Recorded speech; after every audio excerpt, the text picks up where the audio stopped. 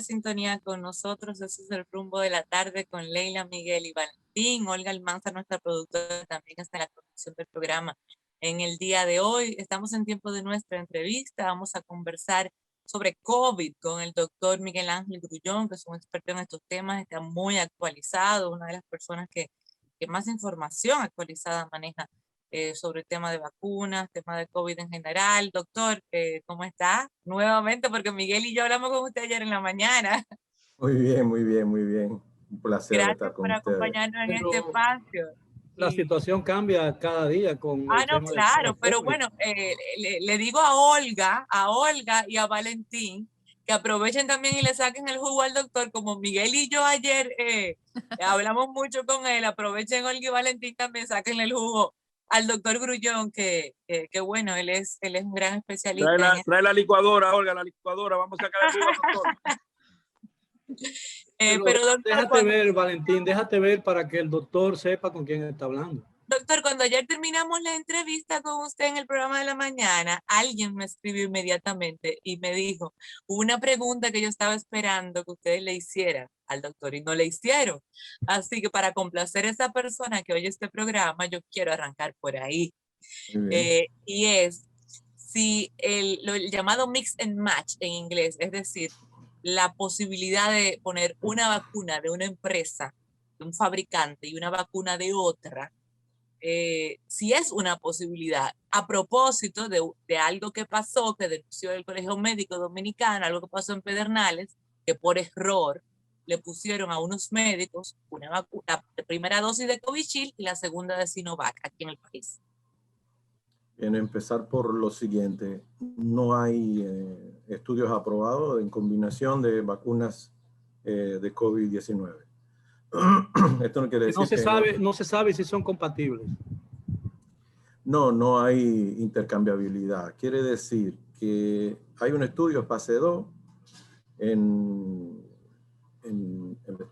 Gamaleya con el estudio de Sputnik y AstraZeneca, y el Reino Unido está corriendo también otro estudio con Pfizer y AstraZeneca. Por eso son estudios que están muy atrasados todavía. Entonces, no tenemos evidencia todavía de qué puede pasar. Por eventos adversos, por problemas de efectos secundarios, puede ser, pero mayormente porque como no sabemos, cada vacuna está hecha bajo unos esquemas de ensayos totalmente diferentes. Quiere decir que si yo hago combinaciones sin ningún tipo de previo ensayo, previo corroborar todos estos temas entre las vacunas, pues yo no sé cuál va a ser el comportamiento inmunitario de ese paciente. No sé si va a estar protegido, no sé si la inmunidad requerida, que posiblemente poniendo el caso hipotético del Sputnik que tenga un 90% y yo coloque la de AstraZeneca, yo no sé si voy a lograr un 95 o un 98%, no lo sé. Entonces, hacer combinaciones sin tener una base científica no vale la pena. Creo que sería lo peor, sin ningún tipo de evidencia, hacer intercambiabilidad. Y creo que no es prudente. ¿Qué va a pasar con las personas? ¿Qué puede pasar con las personas que fueron vacunadas por equivocación con una vacuna u otra? En el caso del cual tengo conocimiento, que creo que eran 3 personas, no creo que vayamos a tener mayor contratiempo. Lo que sí sería importante dar seguimiento a estos pacientes para que ver cuál es el comportamiento inmunitario de ellos, cuestión de que no queden desprotegidos en cierto, si es el caso. O sea, que pudiéramos tener una situación que no conocemos, porque ni siquiera con las 2 dosis de una sola vacuna, yo no sé cuál es el comportamiento inmunitario de los pacientes. Hay estudios el reciente estudio sale de Pfizer es que sabemos que ya hay inmunidad a los 6 meses, que hay inmunidad a los 6 meses, hay presencia de anticuerpos a los 6 meses. Hay que esperar más trabajos en los subsiguientes, pero no sabemos. Entonces creo que lo prudente es evitar este tipo de equivocaciones. Y hago la salvedad. Nunca se pensó los estudios pensando en una situación de reducción de vacunación, de vacunas en el medio, sino se hizo buscando otro tipo de comportamiento, mayormente eficacia, pero no que había escasez. Después fue que vino ese tema, y Inglaterra intentó, y Israel intentó hacer ese tipo de experimentos sin ningún tipo de ensayo, y eso fue abortado, o sea, eso se decidió no realizar. Ya. Hoy en la prensa, en Diario Libre, estaba diciendo cuando usted se estaba conectando, llama la atención de que en estos últimos 3 días, los datos epidemiológicos que han presentado los boletines de salud pública muestran un aumento en la positividad y un ligero aumento en la letalidad en el país, y un aumento en la ocupación hospitalaria. La prensa lo atribuye al asueto de Semana Santa, partiendo de que ya van 2 semanas. Me da la impresión de que es posible, pero usted es el experto. ¿Puede tener que ver con lo de Semana Santa? Puede ser inclusive que ya estos pacientes estuvieran contaminados. O sea, puede ser que estos pacientes ya en el medio del asueto ya tuvieran el inicio del proceso de infección, y necesariamente no tiene que ser el asueto, obviamente que si hay contaminación previa y vamos a tener una cantidad de gente que no está guardando la distancia física, que no está usando mascarilla, vamos a tener un aumento de los casos. Yo soy del partidario de que nosotros tenemos aumento de casos desde hace ya un tiempo. Creo que no estamos haciendo la cantidad de pruebas necesarias. Creo que eso es una sugerencia que yo hago a las autoridades, y es que Más pruebas. Obviamente que sí. Yo soy partidario de no esperar que la gente vaya a buscar pruebas a los laboratorios, al centro, sino que sea la autoridad que salga a hacer los cercos epidemiológicos correspondientes. No hay ningún país que haya avanzado si no se hacen las pruebas. De hecho, los últimos análisis que se están realizando en España, el mismo Estados Unidos, los aumentos de test que se están realizando son evidentes en el control de la pandemia. Vemos en España como Madrid ha tenido cierta situación de deterioro en seguir la secuencia de los test, de hacer evaluaciones críticas, y en otras localidades hay un impacto positivo porque se están realizando los test correspondientes. Y yo creo que vale la pena que las autoridades tengan mayor interés en esa parte, y que no se detengan a esperar a que el paciente llegue a los laboratorios a hacerse una prueba porque se siente algún síntoma. Si nos adelantamos, vamos a tener un doble proceso de protección. Vamos a tener la vacunación y vamos a tener los cercos correspondientes para poder contener la pandemia. Estas son de las cosas que concomitantemente hay que hacerlas. Si no la hacemos, los contagios van a continuar. Doctor, ¿cuántas pruebas serían necesarias para contener la expansión de la pandemia en una población como la nuestra? al día, por ejemplo, un estimado? ¿Y cuántas se están haciendo? Promedio, yo estimo que se están haciendo actualmente aproximadamente 3.000, 4.000 pruebas. A veces menos. En el boletín de hoy salieron, en el de ayer 3.000. salieron 1.000 y pico. En el de ayer fueron 1.000 y pico. Hoy salieron 3.900. Hoy 3.000 y pico. El día que más se realizaron unas 14.000 pruebas, que fue... Pero eso fue muy excepcional, muy Sí. excepcional. Y ahí salieron 1.000 y pico de contagios. Entonces, creo que en ese orden es que debemos ir creciendo. O sea, yo creo más en la consistencia. Si hicimos 14.000 pruebas, no podemos hacer 2.000 pruebas al día siguiente. Tenemos que ser lo suficientemente consistentes en hacer 14.000, 15.000, 20.000 pruebas, que ese es el proceso para poder tener un mejor control de la pandemia, porque si no, no vamos a llegar al número estimado que pudiéramos tener de contagio. Su posición con el tema del toque de queda y de la forma en que se ha manejado en el país y las medidas restrictivas en general, ¿cuál es? Yo creo en toques inteligentes, cierres inteligentes. Quiere decir, si yo no puedo hacer toque de queda o cierre de un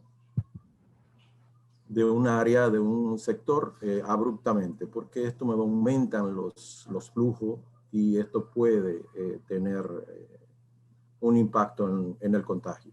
Por lo tanto, yo creo que en la medida que se tenga una mayor apertura en el flujo de la gente en la calle, ahí no es que esté el contagio. Yo creo que el contagio está en los lugares cerrados.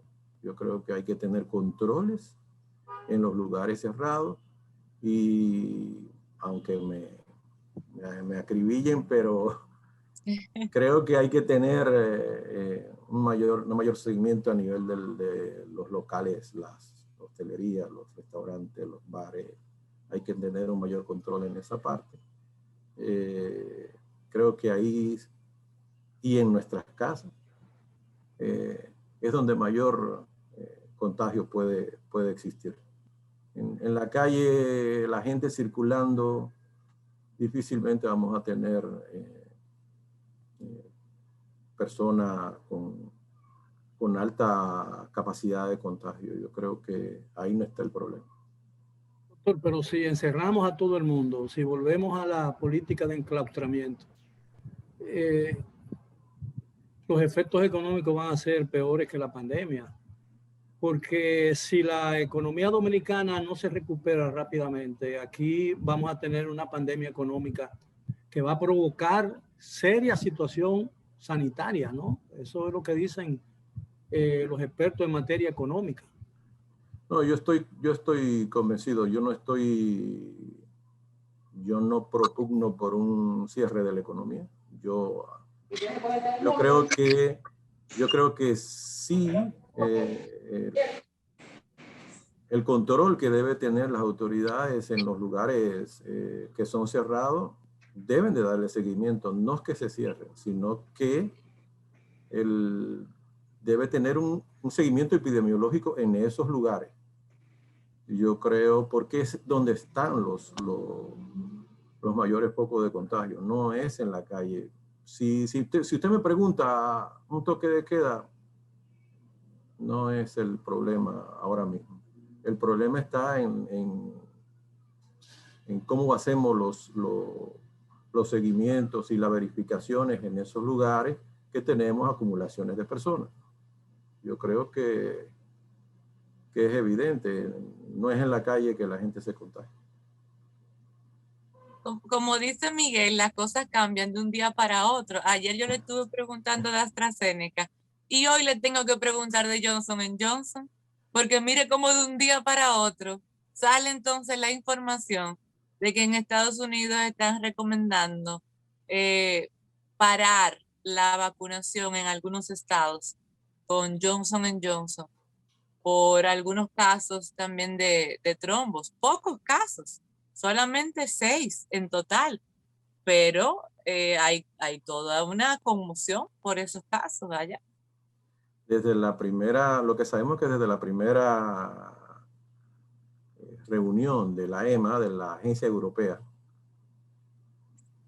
ya la Agencia Europea había entregado informes a la FDA sobre todos los casos de situaciones de eventos adversos, no solamente con AstraZeneca, sino con Johnson & Johnson, con Pfizer, con Moderna, y creo que es parte del seguimiento. Lo que hizo la FDA en principio fue que empezó a hacer los seguimientos para ver si existía alguna vinculación en los casos de Johnson & Johnson. Eran 3 casos a principios de abril, cuando la EMA da su informe, y luego aumenta a 6 casos. Ahí es cuando la FDA hace la pausa. Yo lo que creo que en esto hay varias cosas que debemos de estar conscientes. Los estamentos de farmacovigilancia están funcionando. Yo creo que por esa parte debemos estar tranquilos. Que los casos son raros. Que la posibilidad de nosotros enfermar por COVID y morir por COVID es mucho mayor que tener un caso de trombosis. Son 6 casos por Johnson & Johnson. Puede ser correcto que lo que haya hecho lo que hizo la FDA con hacer la pausa. Me parece que eso no va a durar mucho. Me parece que va a haber se va a reanudar rápidamente el proceso de vacunación, y es parte del proceso de seguimiento de farmacovigilancia de estos medicamentos. Hace apenas unos días se iniciaron un estudio de ensayo fase 3 con Pfizer para determinar algunos eventos de casos graves de anafilaxia.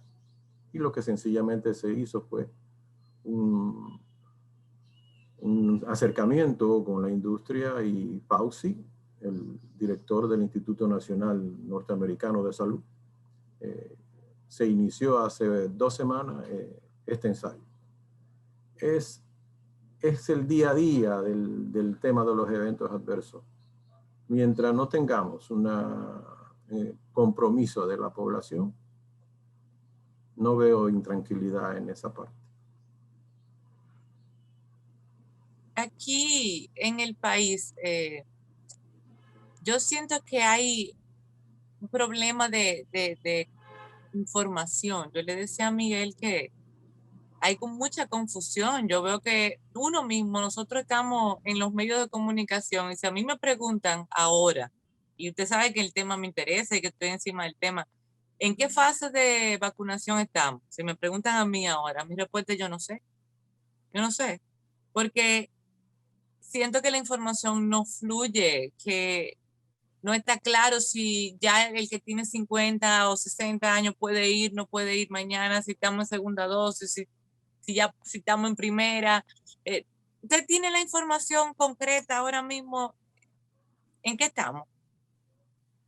Estamos ahora mismo en la fase 1 y todavía las personas por debajo de los 60 años no están dentro de la fase número 1. Fase 2 inicia mayo, ¿verdad? Esperemos que tengamos Pero mañana puede ir una persona que no tiene la primera dosis, o sea, solamente están vacunando ahora mismo segunda dosis, o también están vacunando primera dosis en este momento. Solo lo que están haciendo los contactos a través de la aplicación. Si usted tiene cita y está dentro de la seda, sí, solamente. Solamente. Sí, bueno, solamente. eso no está claro. Pero eso no está claro. Si la vacunación va a ser por cita, eso va a durar una década. En esta fase ellos decidieron que lo que tienen su segunda dosis, que le toque en la fecha determinada tiene que ir. Ahora, los que están dentro de las edades correspondientes en la etapa 1 y hizo la digitación a través de la aplicación, le debe salir la cita. Si no sale la cita, debe hacer las reclamaciones correspondientes. De que han tenido sus dificultades, yo creo que sí, que han tenido sus dificultades. Pero eso es lo que tienen ellos ahora mismo en esta etapa. El presidente ha dicho en 2 o 3 oportunidades, incluso a la prensa internacional, a través de una entrevista que le hizo el periódico madrileño El País, que en el país se tiene controlada la pandemia. Y declaraciones de algunos miembros del área de la salud también parece coincidir con esa información o con esa afirmación del presidente de la República, pero todos los días vemos que la situación no ha mejorado como para que uno pueda decir que tenemos el control de la pandemia. ¿Cuál es su opinión sobre eso? Lo que me preocupa es que tengamos la flexibilidad de que podamos tener el control. Yo no me fiaría de esa posibilidad cuando apenas tenemos un 1% de la población vacunada y apenas 0,1 full dosis. O sea, no creo que sea prudente hacer una relajación en estos momentos del tema de la pandemia. Yo creo que no veo la posibilidad de que tengamos un control pleno de la situación. Yo no creo que sea así. Creo que debemos ser un poquito más proactivos. Creo que debemos ser un poquito más rigurosos en el seguimiento de los casos. Yo sé que el gobierno el presidente tiene el deseo y la intención, y está haciendo lo posible porque la población esté vacunada, o al menos el 70% de la población esté vacunada para agosto. Fue la fecha que él dijo en el discurso, Miguel, agosto. No, julio. Julio, pero vamos a poner julio-agosto porque nunca... Julio-agosto, fue lo que dijo porque puede llover mucho en julio. En el discurso de febrero, él habló de julio-agosto. Ese es su deseo. Y es lo que él está tratando de hacer, pero no depende del todo de él. Depende de la capacidad de abastecimiento del mercado de vacunas, y eso no depende del todo de él. Y también depende de la misma población. Siendo realistas, ¿usted cree, doctor, que en este año 2021 en República Dominicana se logre tener la mayor parte de la población con sus 2 dosis de vacuna? No creo. Creo que estamos un poquito retardados en el proceso. Debemos de acelerar un poco más. Yo quisiera ser optimista en esa parte. Creo que él fue un poquito más allá de los meses. Creo que él todavía obtemperaba el mes de diciembre para tener una vacunación del 70% de la población. Creo que él, porque está contemplado en las fases, el que tengamos más o menos una población aproximada. Pero ya desde el año pasado, desde el principio de año, perdón, ya sabíamos que nosotros íbamos a alcanzar la mayoría de nuestra población vacunada en mayo del próximo año, del año 2023. Y esto, 2022. No, perdón, 2022. Y esto, por cálculo y análisis de estudios de The Economist, ya tenía, por la cantidad de vacunas que se estaban desplazando en los diferentes países con necesidades de vacuna de América Latina. Dentro de eso, nosotros estábamos dentro de las posibilidades de que a mediados, a más cercano mayo, podríamos tener la mayoría de nuestra población vacunada. Pero no creo que tengamos, que lleguemos a esa vacunación en este año. No creo. Yo pienso que la pandemia se va a tragar, se va a engullir las 2/3 partes del cuatrienio del presidente Luis Abinader. Porque todavía, y porque ahorita viene el 23, en el año 2023, comienza la campaña electoral, la gente comienza la reelección, la no reelección, los partidos políticos, los candidatos, comienza la gente, y es una pena. Y es una pena porque eso va a atrasar el país y va a evitar que el potencial enorme de este país pequeño, pero gigante al mismo tiempo, no se pueda seguir desarrollando como venía haciéndolo. Y no es por culpa de nadie, sino pura y simplemente por esta pandemia que realmente nos ha arrodillado a nosotros y al mundo. Claro. Es una realidad. Gracias por haber compartido con nosotros ahora aquí en este espacio, esta tarde. Doctor, yo estoy tentado de proponerle que usted tenga un segmento en nuestro programa. Para hablar de COVID. Yo quiero solamente hacer una exhortación. No es un momento de mandar mensajes equivocados. Creo que estamos en una línea de que la gente tiene que vacunarse, que tiene que estar tranquila con todo lo que se está realizando. A la gente que se vacune, que confíe en lo que hay detrás de todo esto, que es la ciencia, y yo creo que vale la pena en confiar en eso. Así es. Gracias, doctor, por haber compartido con nosotros. ¿Cómo no? Feliz resto del día, y a ustedes muchísimas gracias por la sintonía. Esto fue el Rumbo de la Tarde con Leila, Miguel y Valentín. Estaremos aquí mañana a las 4 de la tarde para otra entrega de este programa. Feliz resto del día a ustedes también, y sigan con la programación de Rumbo.